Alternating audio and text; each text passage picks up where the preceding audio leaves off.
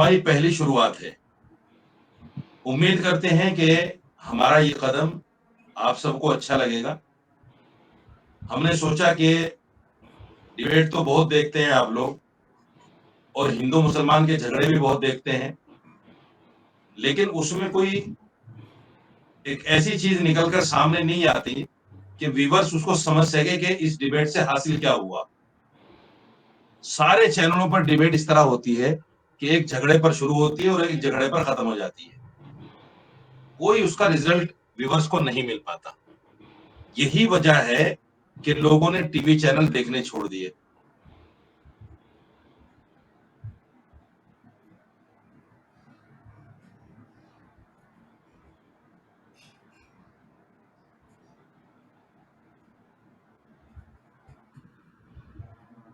इस डिबेट का टॉपिक जो है, मौजू ये है, आपने देखा कि 2014 के बाद कुछ हालात बदले बदले से हैं देश में। हालांकि नजरियात अलग अलग हैं। मेरा नजरिया अलग है, डॉक्टर रावत का नजरिया अलग है, फाजिल भाई का नजरिया शायद मुझसे कुछ मिलता होगा। तो नजरियात का फर्क है। उन नजरियात में हमें कुछ अच्छा ढूंढना है।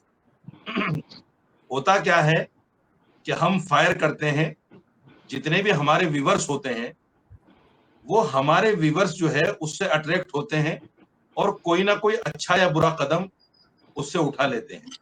एक एक लाइन उनको मिल जाती है।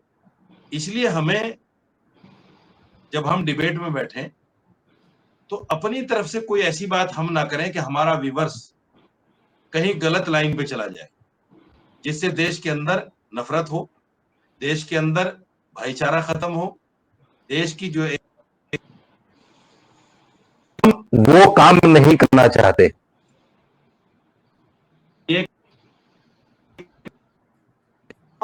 2014 के बाद में बीजेपी ने कुछ पटकथाएं लिखी हैं। एक पटकथा अभी हाल ही में बहराइच को लेकर लिखी गई। मैं पटकथा इसलिए कह रहा हूं, ये मेरा नजरिया है, डॉक्टर साहब अपना नजरिया बताएंगे, फाजिल भाई अपनी बात बताएंगे। मैं पटकथा इसलिए कह रहा हूं क्योंकि कुछ जानकारों का और जो ईमानदाराना जर्नलिज्म करते हैं उन लोगों का मानना यह है कि वाकई में ये एक एक्सपीरियंस इन्होंने करके देखा है कि क्या ये कामयाब हो सकता है या नहीं हो सकता है। और चूंकि 2024 में जिस तरह से इलेक्शन, लोगों ने, जो उनके व्यूवर्स थे, उनके वोटर्स थे, बीजेपी ने बीजेपी को नकारने का कहीं ना कहीं काम किया है और यूपी के अंदर खासतौर से समाजवादी को 35 सीटें देकर ये बताने और जताने की कोशिश की है कि नफरत की गुंजाइश सियासत में अब नहीं रही, अब हमें ये छोड़ना पड़ेगा। जब उन्होंने 2024 का रिजल्ट देखा तो फिर एक नई नई नई शुरुआत की और बटेंगे तो कटेंगे का एक नारा दिया, जिसको बदकिस्मती कहिए इस बात को कि हमारे देश के प्रधानमंत्री ने भी उसको एक्सेप्ट किया और घुमा फिराकर उसको कहा। हम इसी पहलू पर बात करेंगे, इन्हीं मुद्दों पर बात करेंगे। और मेरे जो गेस्ट हैं आज, डॉक्टर एच.एस. रावत हैं, जो एस्ट्रोलॉजिस्ट भी हैं और हिंदू धर्मगुरु हैं और अपनी बात को बड़ी निडरता से, बड़े बेबाक तरीके से रखते हैं। मेरे बहुत अच्छे मित्र भी हैं। अपना एक नजरिया होता है मिलने पर। हालांकि डिबेट में हम चाहे जो भी हम कहते हैं वो अलग चीज है, लेकिन हमारी मित्रता, हमारी दोस्ती में उससे कोई फर्क नहीं आता। दूसरे हमारे मेहमान हैं भाई फाजिल साहब, ये भी मेरे बहुत अच्छे दोस्त हैं। मैं अपने दोस्तों को पहली डिबेट में इसलिए लेकर आया हूं ताकि डिबेट का मजा खराब ना हो और डिबेट बहुत अच्छे वातावरण में शुरू हो। मैं पहला सवाल रावत साहब आपसे करता हूं जी। और सवाल ये है कि ये जो नजरिया है, ये जो परसेप्शन बना है 2014 के बाद में मुसलमानों को जिस तरह की नफरत फैलाई जा रही है, उसका हमें परिणाम देखने को भी मिलता है। बहुत सारे मुसलमानों की मॉब लिंचिंग भी हो गई और जय श्री राम का नारा लगाकर हुई। तो आप इसको कैसे देखते हैं? क्या ये नजरिया मुसलमानों का सही है? बहराइच हमारे सामने है, हालांकि आपका नजरिया अलग हो सकता है, लेकिन मेरा नजरिया ये है, मैं आपको बता दूं कि बहराइच में मुसलमानों ने कुछ नहीं किया। अगर होता तो वो वीडियो में कहीं ना कहीं सामने आता। ना पत्थरबाजी की वीडियो है, ना राम गोपाल मिश्रा को मारने पीटने कूटने की कोई इस तरह की वीडियो है। तो मेरा ये नजरिया है, मैं आपसे जानना चाहता हूं, जी क्या ये नजरिया बीजेपी के कारनामों की वजह से है, या ये ऐसे ही एक बिला वजह का नजरिया मुसलमानों में बन गया है? देखिए रशीदी प्रोफेसर साहब, मैं बताना चाहता हूं इसको, 2014 के बाद में और उससे अगर 5 साल पहले मैं चलूं, 5 से 7 साल पहले, तब से सोशल मीडिया ज्यादा आया है। और सोशल मीडिया की ये देन है कि सबका परसेप्शन और सबका नजरिया चेंज हुआ है। नहीं तो बिल्कुल हम थोड़ा पीछे चलते हैं। जब मंदिर आंदोलन शुरू हुआ था 18 के अंदर, उस समय पर जो कांग्रेस की राजनीति थी वो जातिगत राजनीति थी। तो उनको मुसलमानों का वोट बैंक और दलितों का वोट बैंक चाहिए था, और उस वोट बैंकों पर उन्होंने 60 साल तक राज किया। अब भारतीय जनता पार्टी 1980 में कहीं ना कहीं एक बन करके तैयार हुई, और हर पार्टी जब बनती है तो ये सोचती है कि हम अपनी राजनीतिक जो भूमि है उसको तैयार कैसे करें, अपनी खेती को कैसे तैयार करें। जी जी। वहां भी बुद्धिजीवी लोग हैं और उन्होंने अपनी भूमि को तैयार करने की कोशिश की और उसमें कामयाबी मिलनी शुरू हुई। उनको लगा कि ये तो देखिए जातिगत वोटों का फायदा ले रहे हैं, उन्होंने सारा दलितों के ऊपर और मुसलमानों के ऊपर अपना केंद्रित किया हुआ है, तो हम क्यों ना हिंदुओं को लेकर के चले। जहां तक मेरा अपना नजरिया है, क्योंकि आपकी परसेप्शन अलग हो सकती है, और उसके बाद में उनको कामयाबी मिली, मंदिर का आंदोलन हुआ, वहां मूवमेंट हुआ, लाखों लोग इकट्ठे होने शुरू हुए, और धीरे धीरे राम मंदिर और बाबरी मस्जिद के आंदोलन ने विशाल रूप ले लिया। जहां सन 80 के अंदर और 84 के अंदर 2 सीटें थी भारतीय जनता पार्टी की, और वो बढ़ करके 80-90 पे पहुंच गई, और उसके बाद में और 180-90 तक पहुंच गई। यानी जब आडवाणी जी ने रथ यात्रा शुरू कर दी तो पूरे देश के अंदर उन्होंने हिंदुओं को जागृत करना शुरू किया कि अगर इस तरीके से आप चलोगे राम मंदिर के मुद्दे को लेकर के, तो इसका मतलब ये बहुत पहले से हिंदू मुसलमान की वोटों का बंटवारा होना शुरू हो गया था। लेकिन उस समय सोशल मीडिया तो था नहीं इतना, अखबार थे और एक टेलीविजन दूरदर्शन होता था, तो इसलिए लोगों की समझ से बाहर होती थी। आज तो सबको अपनी बात रखने का अधिकार है, और धीरे धीरे ये रूप इतना बढ़ गया कि फिर अटल जी देश के प्रधानमंत्री बन गए, चाहे वो मिली जुली सरकार में बने, जैसे भी बने।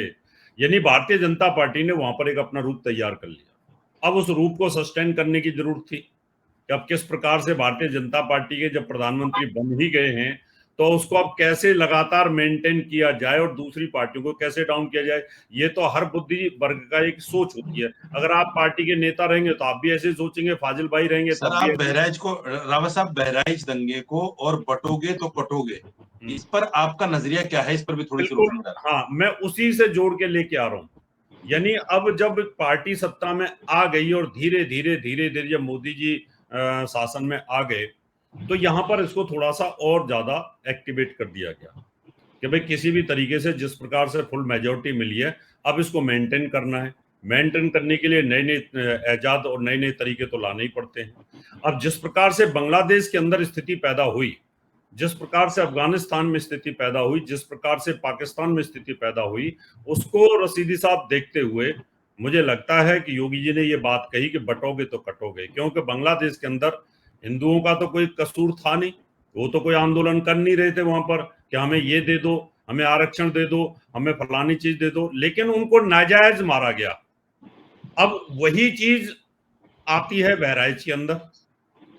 अब धीरे धीरे हिंदुस्तान के अंदर भी कुछ ऐसे कट्टरपंथी जो लोग हैं, उनको ये लगता है कि टेरर फैलाओ और कहीं ना कहीं उन पर आक्रमण करो, और आक्रमण कर करके उनमें भय बनेगा तो हो सकता है अगली बार जब यात्रा निकलेगी तो ना निकले। मैं ये नहीं कह रहा कि हिंदुओं में सभी बहुत अच्छे हैं। वहां जो मैंने झंडा फहराने का मामला देखा, किसी के घर पे जाकर के आप झंडा फहरा रहे हो या उनकी दीवार को तोड़ रहे हो या उनको गाली गलौज कर रहे हो या किसी मंदिर के मस्जिद के सामने जाके गाली गलौज कर रहे हो, ये गलत है। मैं इसके फेवर में नहीं हूँ, क्योंकि आप अगर किसी को प्रवोक करते हो तो निश्चित तौर पर सामने से रिएक्शन होगा, क्योंकि क्रिया की प्रतिक्रिया होती है।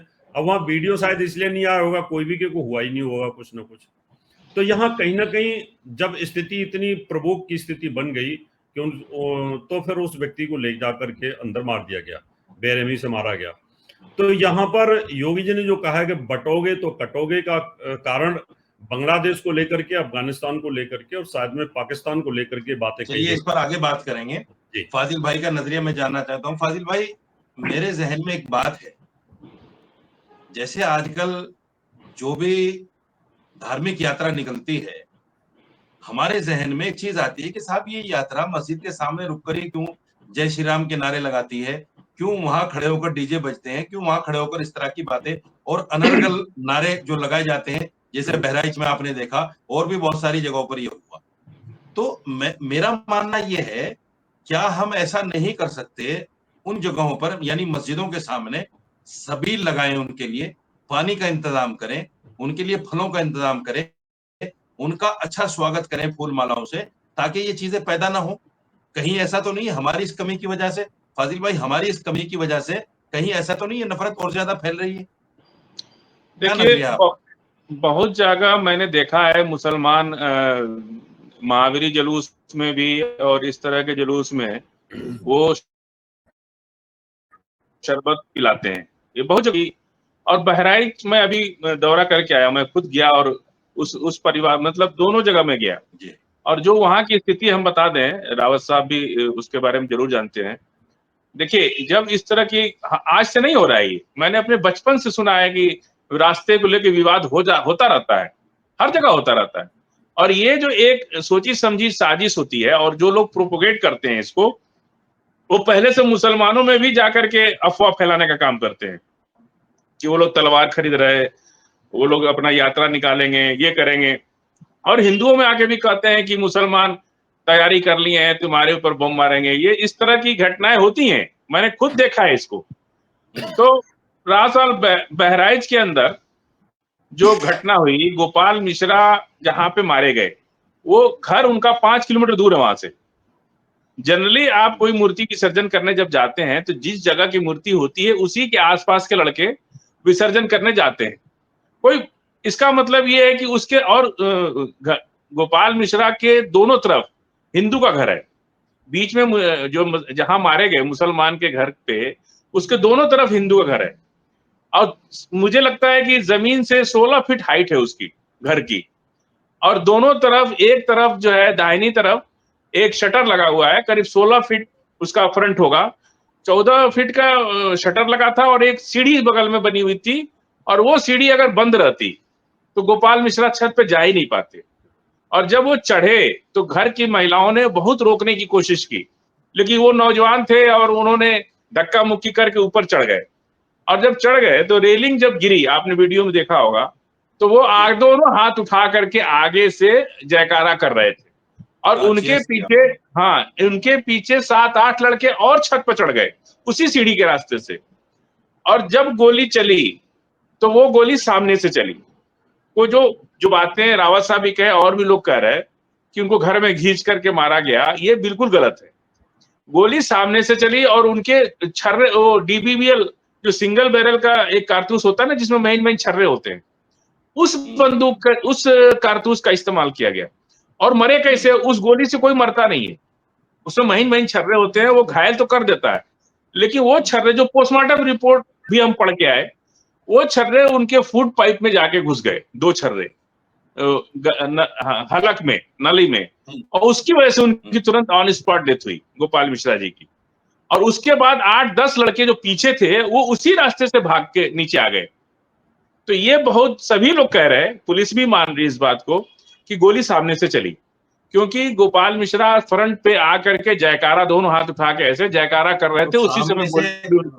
फाजिल भाई, सामने से अगर गोली चली है जी, तो मेरा मानना यह है कि सामने तो मुसलमान थे नहीं, फिर गोली किसने चलाई? अब बता रहे हैं आपको, कट्टा का जो रेंज होता है ना, कट्टे की जो फायरिंग रेंज होती है 25 से 30 मीटर होती है बस, इससे ज्यादा वो गोली असर ही नहीं करेगी।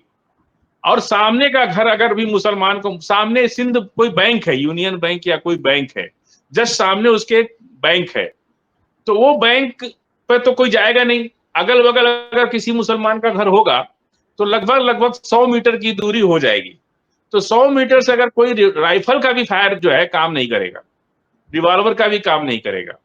और वो डीबीबीएल का छोटा छर्रे वाला जो .22 छर्रे होते हैं ना, जिसमें गोली लाल वाली जो गोली होती है सिंगल बैरल की, तो निश्चित रूप से अभी तक की जो जांच यही आई है कि गोली सामने से चली है, और घर वाला अगर कोई गोली चलाता तो सीढ़ी तो उसके पीछे थी, अगर वो गोली चलाता तो पीठ पर, गर्दन पर, सर पर, कहीं तो लगता ना, लेकिन गोली ठीक सामने जो सांस की नली है फूड पाइप की, उसमें 2 छर्रे लगे। और ऐसे पोस्टमार्टम रिपोर्ट में पूरा आया, क्योंकि मैं तो वकील साहब से भी मिला जा करके, और वहां लोकल लोग भी इस बात को कह रहे हैं, सभी लोग कह रहे हैं। और 5 किलोमीटर दूर से गोपाल मिश्रा, और कितने लोग कितने दूर दूर से आए होंगे, क्योंकि अब गोपाल मिश्रा जी का तो देहांत हो गया, तो उनके बारे में जानकारी सामने आ गई है। ये कुल मिला के एक प्लांटेड स्टोरी। और इसके पहले, एक दिन पहले, एक दूसरे गांव में दंगा करने की कोशिश की गई, लेकिन वहां के मुसलमानों ने रिएक्ट नहीं किया, और किसी तरह से खुद आगे चलो। आप कह रहे हैं ना कि पानी पिलाना, शरबत पिलाना, वो लोग खुद नारा लगाते हुए, उनको मालूम हो गया था कि यहाँ दंगे की साजिश है। 2-3 किलोमीटर दूरी पर एक दिन पहले की घटना है, वो गए और मुसलमान बाहर निकल के उनके साथ जिंदाबाद जिंदाबाद करते हुए जुलूस को बाहर लेके चले गए, और ये लोग कुछ कर नहीं पाए। और मान लीजिए हम हैं, हमारे गांव का या हमारे पड़ोस के गांव का कोई मूर्ति विसर्जन हो रहा है, तो हमको लगा कि इसमें कुछ डिस्टरबेंस होगा, तो हम लोग साथ लग करके उसको बाहर निकाल देते हैं कि एरिया से बाहर चला जाए, फिर वो हो जाएगा ठीक ठाक। ऐसा कई बार होता है कि जो बुद्धिजीवी लोग हैं वो लोग जुलूस में शामिल होकर के और हिंदू मुसलमान मिलके तुरंत उसको बाहर कर। फाजिल भाई माफ कीजिएगा, मैं आपको रोक रहा हूँ। एक चीज तो हमें समझनी पड़ेगी। देखिए, इस्लामी तालीमात भी हैं। इस्लाम ये कहता है कि किसी को पानी पिलाना, किसी को खाना खिलाना, इससे क्या है, मोहब्बत बढ़ती है, ताल्लुकात अच्छे होते हैं। क्योंकि कोई भी आदमी खाना खाकर या पानी पीकर किसी का, वो उसके ऊपर हमलावर नहीं हो सकता। तो क्यों ना हम ऐसा करें, मेरी अपनी राय है ये, क्यों ना हम ऐसा करें तमाम जगहों पर, जब भी इस तरह के जुलूस हो, हम पहले से इंतजाम करें और बाकायदा इंतजामिया से उसकी परमिशन लें कि भाई ये जुलूस हमारे रास्ते से जा रहा है, हम इस रास्ते पर जगह जगह पर पानी का, खाने का इंतजाम करना चाहते हैं, और उसको इश्तिहार भी दें, लोगों में फैलाएं उस बात को, ताकि उन जुलूस करने वालों को भी, जुलूस निकालने वालों को भी इस बात का पता चले कि भाई हमारा स्वागत आगे फला फला जगह हो रहा है। तो मैं समझता हूं, मेरी राय है, मैं समझता हूं कि इससे बहुत सारी नफरतें कम होगी। क्या ऐसा नहीं है? देखिए, करना तो चाहिए, लेकिन जिस तरह से नेशनल मीडिया का हाल आप देख रहे हैं कि बात का बतंगड़ कैसे लोग बनाते हैं। मैं अभी कश्मीर गया था, इलेक्शन में भी गया था, और फिर दोबारा फारूक साहब को बधाई देने भी गया था। तो मैंने जुमे की नमाज पढ़ी एक मस्जिद में, पटगांव जगह थी। तो वहां पे जो नमाज के बाद आप देखते होंगे कि लोग बेचते हैं अपना रोजी रोटी के लिए, खिचड़ा उचड़ा, बिरयानी बेचते हैं। एक आदमी जो है ऐसे जबान पर उंगली लगा के, और वो पेपर निकाल रहा था, पेपर निकाल के फिर उस पर डोंगा रख के और उसमें करछुल से खिचड़ा निकाल के दे रहा था, लोग खा रहे थे। तो मैंने जाके हंस के कहा कि अरे यार, तुम ये कर रहे हो, अभी नेशनल मीडिया वाले कहेंगे कि थूक लगा के दे रहा है। थूक लगा के दे रहा है, बात समझे आप? तो चूंकि वहां सारे लोग मुसलमान थे, इसलिए वो सब बातें हुई नहीं, या हमें दोबारा फाजिल भाई, डॉक्टर रावत, आपने बांग्लादेश का जिक्र किया मोदी जी के बयान को लेकर। आप मुझे बताइए, मेरे घर में अगर 5 सदस्य हैं, वो मेरे लिए ज्यादा महत्व रखते हैं, या मेरे पड़ोसी के जो 2 आदमी हैं या 4 आदमी हैं, वो मेरे लिए ज्यादा अहमियत रखते हैं? यानी मेरा कहने का ये मतलब है, मेरा सवाल ये है कि देश के अंदर मुसलमानों की मॉब लिंचिंग हो रही है, उस पर ना तो योगी जी बोलते हैं, ना मोदी जी बोलते हैं, ना अमित शाह बोलते हैं। लेकिन बांग्लादेश में, देखिए, मैं उसका समर्थन नहीं कर रहा हूं, और किसी भी मुसलमान ने समर्थन नहीं किया जो बांग्लादेश में हुआ, किसी ने भी नहीं किया, सबने खंडन किया। लेकिन हमारे लिए, यानी हमारी सरकार के लिए, हमारे देश का नागरिक इतना महत्व नहीं रखता सियासत की वजह से, जितना बांग्लादेश का हिंदू महत्व रखता है। क्या आप इस बात को नहीं समझते कि सारी सियासत है? देखिए, राजनीति तो होता ही है, तो नेशनल भी होती है और इंटरनेशनल राजनीति भी होती है। लेकिन बांग्लादेश के अंदर, मान लो पाकिस्तान या अफगानिस्तान में या कहीं ऐसी जगह पर जहां मुसलमान माइनॉरिटी में हैं, और वहां अगर कोई अत्याचार होता है तब भी तो मोदी जी को बोलना ही पड़ेगा ना। ऐसा तो है नहीं कि उस पर नहीं बोल पाएंगे वो। अगर मान लो चीन वहां पर अगर अत्याचार करता है तो इंटरनेशनल मीडिया को भी तो दिखाना पड़ेगा कि चीन में मुसलमानों के खिलाफ अत्याचार हो रहा है। नहीं, चीन पे तो तो मोदी ये जी नहीं गलत बोल रहे था। हैं, माफ कीजिएगा जो बांग्लादेश में जो रावत साहब, चीन जो है जी हजारों किलोमीटर अंदर आ गया, उस पे तो मोदी जी नहीं बोल रहे हैं। नहीं, ऐसा नहीं है। अब ये तो रावत साहब पूरा करने दीजिए, पूरा करने दीजिए रावत जी साहब को। जी जी, मैं तो ये कहना चाहता हूँ रशीदी साहब, देखिए जो नेशनल जो कमेटी होती है, जो प्रधानमंत्री की कैबिनेट होती है, या जो हमारी सिक्योरिटी काउंसिल होती है, उन सबको पता तो सारा कुछ होता है, और कितना बोलना और कितना नहीं बोलना और कितना आगे उसको फॉरवर्ड करना होता है। ये तो जो लोग सरकार के अंदर होते हैं उनको पता होता है सारा एक सारा कि हम इस बात का बतंगड़ बनाएं या इसको किस तरीके से निपटा जाए। जब वो कलेश हो जाता है दो भाइयों के अंदर, एक तो होता है उस कलेश को हम इतना हाईलाइट कर दें कि वो पूरे वर्ल्ड में फैल जाए, और हो सकता है हमारे सरकार की ये पॉलिसियों को हम इतना उसको डिस्प्यूट करेगा, तो ये तो एकदम तो आप अटैक नहीं करेंगे, या फाजिल भाई कल को किसी राज्य के मुख्यमंत्री बन जाए तो आप अटैक नहीं करेंगे एकदम, क्योंकि जब जिम्मेवारी आती है तो मुझे लगता है कहीं ना कहीं सोच विचार के बहुत डिसीजन लेने पड़ते हैं। तो चीन की बात को मैं छोड़कर मैं बात करता हूँ मुसलमान और हिंदू की बात की। जो उन्होंने ये बात कही, ये बात इसलिए कही थी कि अगर वहां पर बांग्लादेश में हिंदू एक होते तो इस प्रकार से ना मारे जाते, और कहीं ना कहीं दूसरे सामने वाले जो मुसलमान मॉब लिंचिंग कर रहे थे उनके ऊपर भी कहीं ना कहीं एक शिकंजा रहता।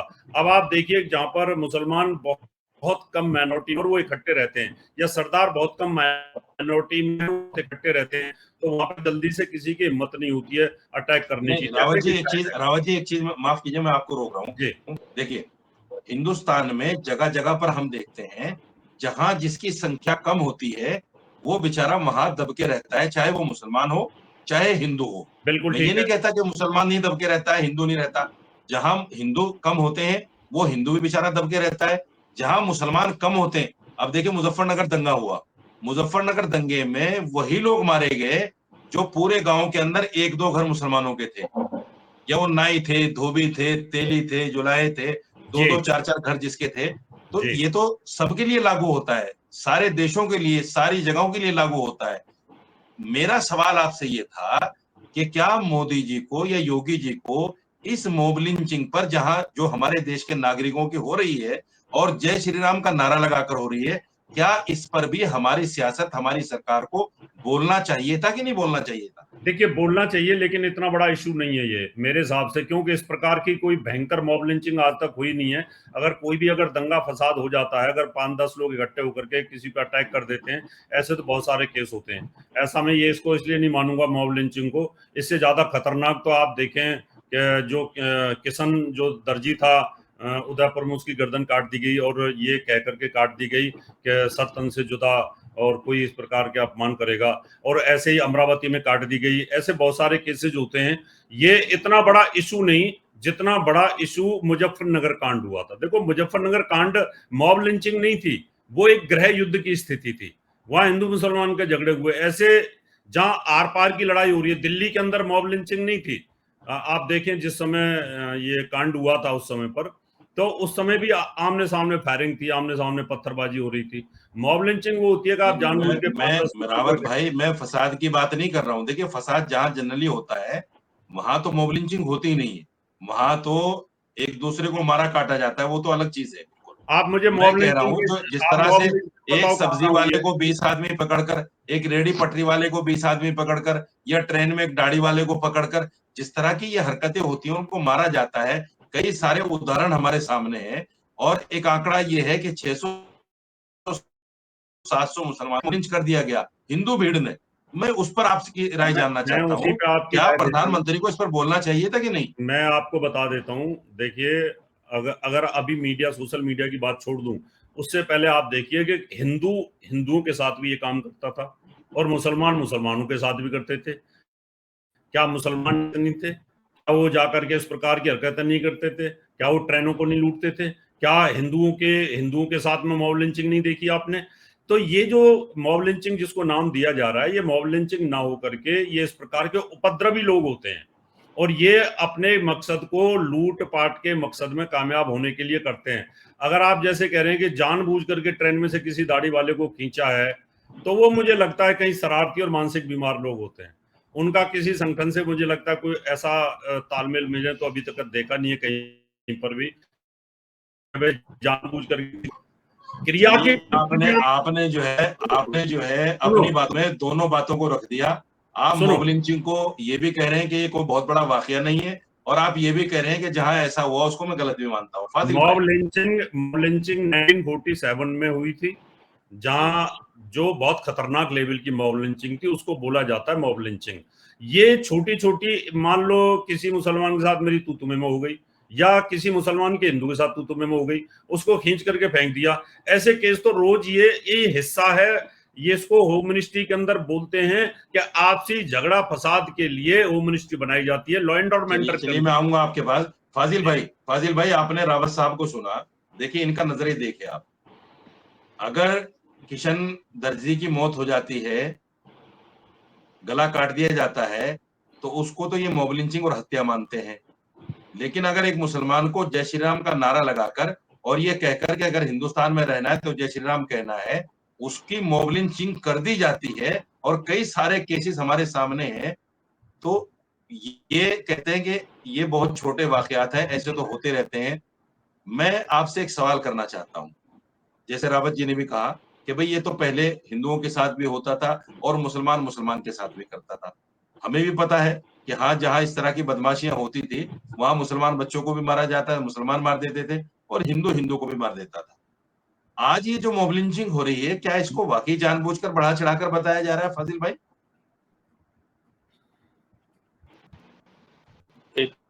आप रोटेट कर लीजिए, इसको रोटेट कर लीजिए।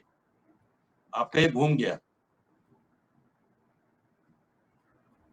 फाजिल भाई की आवाज कट गई है। अच्छा, एक सवाल मैं आपसे ले लेता हूं जब तक रावत भाई जी।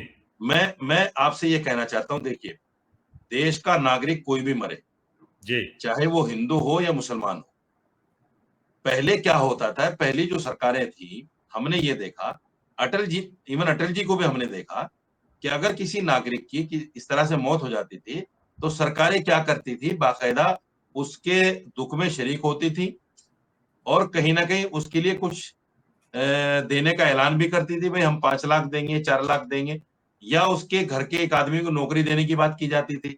अब होता क्या है कि अगर हिंदू कोई मर जाता है ऐसे मामलात में, तो वहां तो सरकारें बोलती हैं, लेकिन अगर मुसलमान मर जाता है तो उसके बारे में बिल्कुल नहीं बोला जाता। क्या आप इसको कैसा समझते हैं, कैसा देखते हैं इसको आप? रशीदी साहब, मैं आपकी इस बात से बिल्कुल भी सहमत इसलिए नहीं हूं कि सरकारों के अपने अपने वोट बैंक के उद्देश्य होते हैं। अखिलेश जी मुख्यमंत्री थे, और उस समय एक डीएसपी साहब मुसलमान थे, वो मारे गए थे। अब पता नहीं किस वजह से, कैसे वो उनकी हत्या कर दी गई जी। और वहां अखिलेश जी ने उनको पेमेंट भी दिया और उनको जॉब भी दी, ऐसा नहीं कि नहीं दिया। एक और यादव इंस्पेक्टर मारे गए थे उन्हीं के टाइम पे। लेकिन अखिलेश यादव तो मुसलमानों के मसीहा समझे जाते हैं ना भाई। अब कुछ मैं भी बात हो, कर रहा हूँ योगी जी और मोदी जी की। मैं वही कह रहा हूँ, सरकारों की अपनी अपनी पॉलिसीज होती है वोट बैंक के लिए। उसके बाद एक गौ हत्या का पीछा करते, गौ तस्करों का पीछा करते कि इंस्पेक्टर यादव भी मारे गए थे, उनको भी उन्होंने दिया। ऐसा नहीं है कि नहीं देते हैं। और अखलाक को भी आपको पता है कि मॉब लिंचिंग में अखलाक मारे गए, तो वहां पर सब पार्टियों ने उनको दिया। ऐसा नहीं है कि खाली तो जहां भारतीय जनता पार्टी की बात आती है, आपने भाई आगे हैं। हाँ, आपके भारतीय जनता पार्टी की बात और नेटवर्क का इश्यू हो जा रहा था। हाँ, रावत भाई पूरी कर लें अपनी बात, फिर मैं आपके पास आता हूँ। तो मुझे ऐसा नहीं लगता कि उनको नहीं दिया जा रहा, कि जहां जम्मू कश्मीर में जो शहीद होते हैं उन सबको दिया जाता है, या कहीं पर भी किसी की इस प्रकार से शहादत हुई है, तो उसको मुझे नहीं लगता कि मोदी जी ने नहीं दिया और या योगी जी ने नहीं दिया है। ऐसा मुझे लगता है बिल्कुल भी, ये सोचना मेरे हिसाब से तो गलत है, क्योंकि कोई भी फाजिल भाई मेरा ये सवाल था आपसे, आपकी वीडियो गायब हो गई थी, कि ये जो मॉब लिंचिंग वाला मैटर है, रावत साहब ने उसको दोनों तरह से कहा है कि मॉब लिंचिंग जो हो रही है वो बड़ी आम सी बात है, पहले भी होती थी, और उदयपुर में जो कुछ हुआ उसको इन्होंने बहुत गहराई से और गिराई से लिया कि ऐसा हुआ है। तो मेरा सवाल आपसे ये है, क्या वाकई ऐसा ही है कि मुसलमान, ये जो मॉब लिंचिंग हो रही है, मुसलमान बच्चों की, इसको ज्यादा बढ़ा चढ़ाकर बयान कर रहे हैं, या सचमुच में ये सरकारों की गफलत है? सरकार जो है बाकायदा मुसलमान की अगर हत्या होती है तो उस पर खामोश हो जाती है, और अगर हिंदू की हत्या होती है, जैसे मैंने रावत जी से भी एक सवाल किया, हिंदू की हत्या होती है तो उस पर शोक भी व्यक्त किया जाता है और उस पर कहीं ना कहीं कुछ ना कुछ देने का वादा किया जाता है। तो ये दोहरा रवैया मुसलमानों के साथ है, या हम ऐसे ही जानबूझकर कह रहे हैं इसको? नहीं, देखिए, मुसलमानों के बीजेपी का अपना रूप स्पष्ट है, उस पर तो कोई सवाल और जवाब की जरूरत ही नहीं है। रहा सवाल कन्हैया की, जो बात आप लोगों ने किया, तो ठीक है, कन्हैया की जो हत्या हुई और वीडियो जो सामने आया, तो इस तरह का ऐसा लगता है कि कोई बड़े लेवल पे इसका प्रयोजन किया गया। कन्हैया की हत्या में जो 2 लड़कों को पकड़ा था पुलिस ने, बाद में केस को एनआईए ने अपने हाथ में ले लिया। और सबसे इसका मतलब कि लोकल पुलिस पर भरोसा नहीं है आपको, जबकि 2 घंटे के अंदर पुलिस ने अरेस्ट कर लिया था। अब वो एनआईए उस केस की जांच कर रही है और दोनों को बेल दे दिया कोर्ट ने, और ये कहते हुए बेल दिया कि और एनआईए उनके ने फोटो बीजेपी के नेताओं के साथ भी आए थे। नहीं नहीं, वो तो छोड़ दीजिए, फोटो वोटो तो किसी के साथ भी किसी की आ जाती है, हम उस पर नहीं जा रहे। जो सबूत और गवाह के आधार पर अदालतें जो काम करती है ना, वो सबूत और गवाह के आधार पर काम करती है। तो कन्हैया के हत्या में कहीं भी उन 2 लड़कों का कोई इन्वॉल्वमेंट नहीं साबित कर पाया एनआईए, जिसकी वजह से अदालत ने उनको बेल दे दी, और केस भी एक तरह से अब वो खत्म ही है, समझ लीजिए। और इसलिए खत्म है कि इसमें कोई बहुत बड़ी अंतरराष्ट्रीय साजिश, क्योंकि 2 स्टेट में चुनाव, राजस्थान और मध्य प्रदेश में था, और बीजेपी के सारे नेताओं ने कन्हैया का खूब नाम लिया। इसका मतलब कि कहीं न कहीं कन्हैया से आपको फायदा है। इस तरह की घटनाएं जो देश में नफरत फैलाती हैं, नेताओं को तो कम इस पर नाम लेना चाहिए। जब अदालत जब तक किसी नतीजे पर ना पहुंच जाए, तब तक आपको नहीं बोलना है इसमें। और अगर आप बोलते हैं तो कंटेम्प्ट ऑफ कोर्ट करते हैं कि आप अदालत को वक्त नहीं ओबे कर रहे। तो क्यों ये सब चीजें, अंतर्राष्ट्रीय इशू था उसमें, मैं अब यहाँ पे नहीं डिस्कस करना चाहता उन चीजों को, क्योंकि जिस तरह से राजस्थान और मध्य प्रदेश में इलेक्शन था, अब भरपूर इस्तेमाल हुआ कन्हैया का, इतना कि प्रधानमंत्री ने भी अपने भाषण में कन्हैया का नाम लिया। और कोई ये नहीं पूछ सकता था कि आखिर क्या कारण था आपके पास कि आप लोकल पुलिस किसी पार्टी की है। इसका मतलब कि कल जहां भाजपा की सरकार होगी तो भाजपा की पुलिस पर मुसलमान भरोसा नहीं करेगा, और कांग्रेस की पुलिस पर हिंदू भरोसा नहीं करेगा। तो क्या पुलिस को भी आपने कांग्रेस और भाजपा बना दिया? आपने एनआईए क्यों डाल दिया बीच में? कॉम्पिटेंट अथॉरिटी पूरे देश में पुलिस, सबसे बड़े बड़े लोगों को सजा कराया पुलिस ने। तो ये वो दूसरी घटना हो गई। दूसरी, रावत साहब से एक बात जो बांग्लादेश की आई अंतरराष्ट्रीय मामलों में, लिट्टे के ऊपर जुल्म हुआ। राजीव गांधी ने शांति सेना अपनी भेज करके वहां पे उनका खात्मा किया, सरकार का गठन किया। उसमें राजीव गांधी पे हमला भी हुआ था, आपको याद होगा, गार्ड ऑफ ऑनर के समय।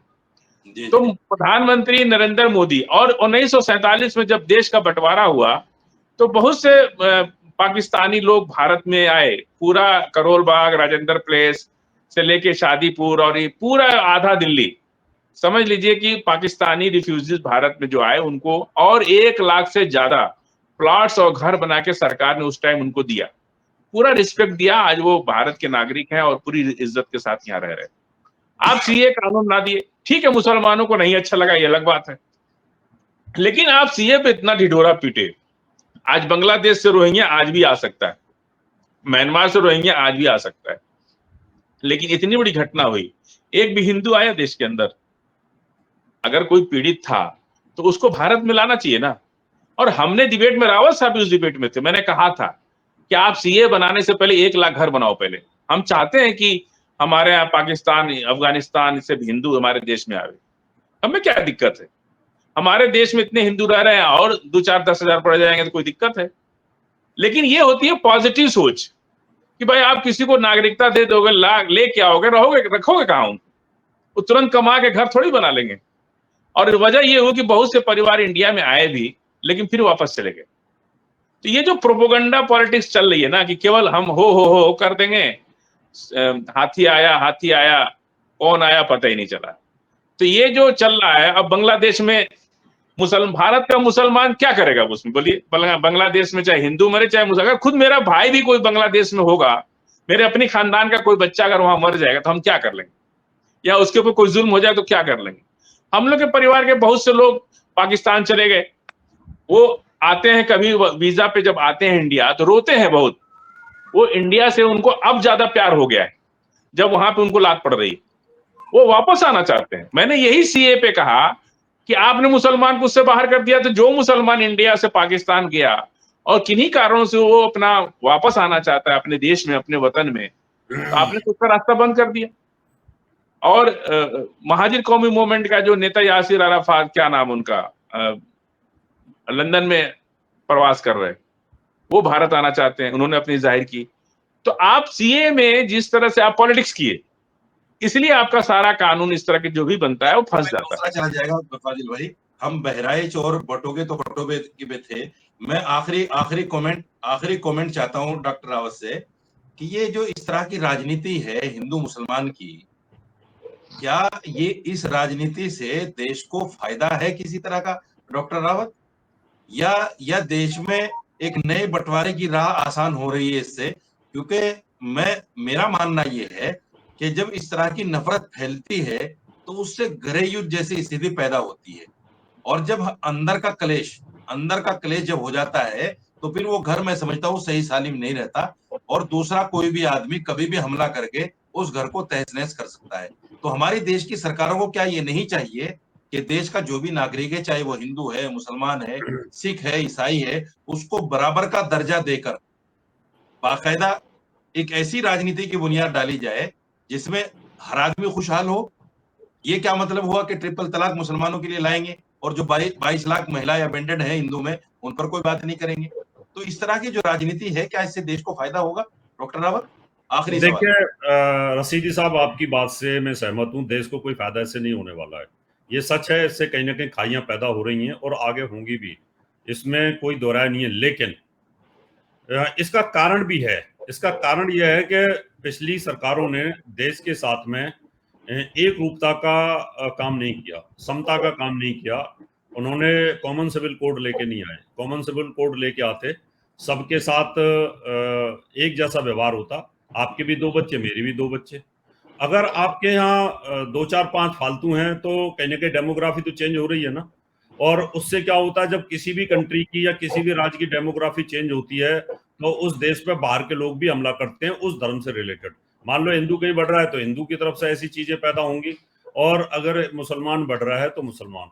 तो पिछली सरकारों की एक गलती बहुत बड़ी रही है कि हिंदू मुसलमानों के लिए एक जैसा कानून नहीं रहा। अगर एक जैसा कानून होता तो आज भी गांवों के अंदर इतना हिंदू मुसलमानों का कॉमन भाईचारा सिविल है। कोड पर बात फिर करेंगे, कॉमन सिविल कोड पर फिर बात करेंगे, उसी पर रहिए थोड़ा सा। मैं उसी पे आ रहा हूं। आज भी गांवों के अंदर हिंदू मुसलमानों का इतना भाईचारा है कि हमारे कार्ड उनके यहाँ जाते हैं शादियों के, उनके यहाँ वो भी हमें बुलाते हैं। उनका अपना नॉनवेज का अलग से दूसरी जगह पंडाल होता है, हिंदू भाइयों के दूसरी जगह अलग होता है। खूब प्यार रहता है, आपस में पंच पंचायतों में आना जाना रहता है। कोई भी अभी तक ज्यादा मतभेद नहीं है, गांवों के अंदर तो नहीं है। जहां सोशल मीडिया का प्रभाव ज्यादा है वहां ये प्रभाव थोड़ा ज्यादा बढ़ रहा है। तो मुझे लगता है प्यार बहुत था और प्यार अभी भी है, और ये भी पता है कि मुसलमान यहां से कहीं जाने वाला नहीं है। लेकिन वोटों की राजनीति के लिए इस प्रकार के जहरीले, ये सब वोटों की राजनीति है, आपका मानना है कि वोटों की राजनीति है? ओवैसी भी करेगा और बकरुद्दीन साहब भी करेंगे, अकबरुद्दीन साहब भी करेंगे। फाजिल भाई, आपसे मेरा फिर मैं एक वही सवाल दोहरा रहा हूं, क्या इन हालात में मुसलमानों को अपनी इस्लामी तालीमात पर वापस नहीं आना चाहिए? क्या हमें अपने हिंदू भाइयों को वो रिस्पेक्ट, वो इज्जत और वो सम्मान नहीं देना चाहिए जो हमें हमारा इस्लाम कहता है कि अगर एक पड़ोसी भूखा रह जाए तो वो मुसलमान नहीं हो सकता जो खुद पेट भरकर खा रहा है? तो इस तरह के हालात क्या हमने खुद नहीं पैदा कर लिए? उनसे दूरियां बना ली, उनको हमने ये नहीं बताया अपने अमल से, अपने आचार विचार से कि भाई इस्लाम कैसा होता है, मुसलमान कैसा होता है? ये जो सारी चीजें, चाहे बहराइच हो, बटोगे तो कटोगे, ये जो राजनीति चल रही है मुसलमान को लेकर, क्या इसके जिम्मेदार मुसलमान नहीं है फाजिल भाई? देखिए, धर्म कोई भी खराब नहीं है। कोई धर्म लड़ना नहीं सिखाता, झूठ बोलना नहीं सिखाता, माल हड़पना नहीं सिखाता। कोई धर्म हो, पूरी दुनिया में कोई धर्म बनता ही इसी के लिए। बिल्कुल, आपको अपने यूनिफॉर्म में रहने के लिए, धर्म में जब आप रहते हैं तो एक यूनिफॉर्म में रहते हैं। आज जैसे ही आप धर्म का रास्ता छोड़ते हैं तो यूनिफॉर्मिटी खत्म हो जाती है। अब जिसको राजनीति करना है उसको धर्म से क्या लेना देना। हम कल को भगवा पहन लें या हम हरा पहन लें तो और उसको दिखाने के लिए कल को बैठ जाए टीवी पे जा करके, उससे तो राजनीति नहीं होती है। रहा सवाल कि ये बात तो 10 साल से बीजेपी है। ये रावत साहब ने सही कहा कि हिंदू मुसलमान, आखिर इस देश का हिंदू ही तो 400 से 240 पे लाया, और 100 सीट आप उसको 240 नहीं 140 मानिए। 100 सीट जो है कांग्रेस के नाकामपन की वजह से ये लोग जीते हैं, 500-400 वोट से जीते हैं 100 सीट। इसको आप 100, तो पूरे देश में मुसलमान तो भाजपा के 19 में भी खिलाफ था, 14 में भी खिलाफ था, लेकिन मेजोरिटी में आ गई थी बीजेपी। आखिर यही हिंदू जिसको ये दिन भर, और इसीलिए थर्ड टर्म जब प्रधानमंत्री बने, आप देखिए सबसे ज्यादा हमला मुसलमानों पे हो रहा है। इस चीज को छिपाने के लिए, इनको ये बात दबाने के लिए कि हमको हिंदू ने ही 240 पहुंचा दिया 400 की जगह, तो इन्होंने हमला मुसलमान पर करके तमाम मस्जिदें, ये सब घटनाएं थर्ड टाइम प्राइम मिनिस्टर बनने के बाद ज्यादा हो रही है। क्यों हो रही है? क्योंकि उनका इस चीज से ध्यान हटा दिया जाए कि साहब आखिर बीजेपी का इतना बुरा हाल क्यों हो गया। 100 करोड़ इस देश में हिंदू रहता है, तो 100 करोड़ होने के बावजूद भी इस कदर 30 करोड़ भी वोट नहीं मिला। सारे अलायंस मिला दिए जाए, बीजेपी को तो अकेले 20-22 करोड़ ही वोट मिला। तो ये सारे सच्चाई जो, ये है कि 2024 में मुसलमानों ने भी बहुत वोट दिया है बीजेपी को। नहीं, मुसलमान तो 19 में भी दिया था, मुसलमान में 14 में भी दिया था, और 14 में ज्यादा दिया था। मैं आपको बता दूं, बनारस में मोदी जी का जो चुनाव क्षेत्र है उसमें एक जगह है मदनपुरा। उस मदनपुरा में 4 बूथों पर एक भी हिंदू नहीं है वोटर, उस पर पूरा मुसलमान है 100%। वहां से भी 25% वोट, मतलब एक बूथ जनरली 500-600 का होता है, उसमें 150, 250, 120 वोट मोदी जी को मिला था। मदनपुरा जो कि साड़ियों के लिए माना जाता है, 80 घाट पे वो है, वहीं से 80 घाट बगल में है।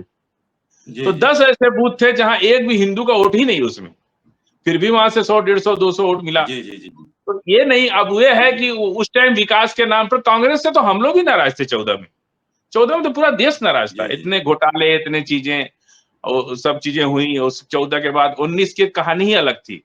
19 में तो देश समझ ही नहीं पाया, पुलवामा हो गया, ये हो गया। टाइम अब लिमिट है 24 फाजिल में, भाई। जी मैं इस नतीजे पर पहुंचा हूं। डॉक्टर रावत ने एक बहुत अच्छी बात कही कि ये राजनीति है और ये सच्चाई है।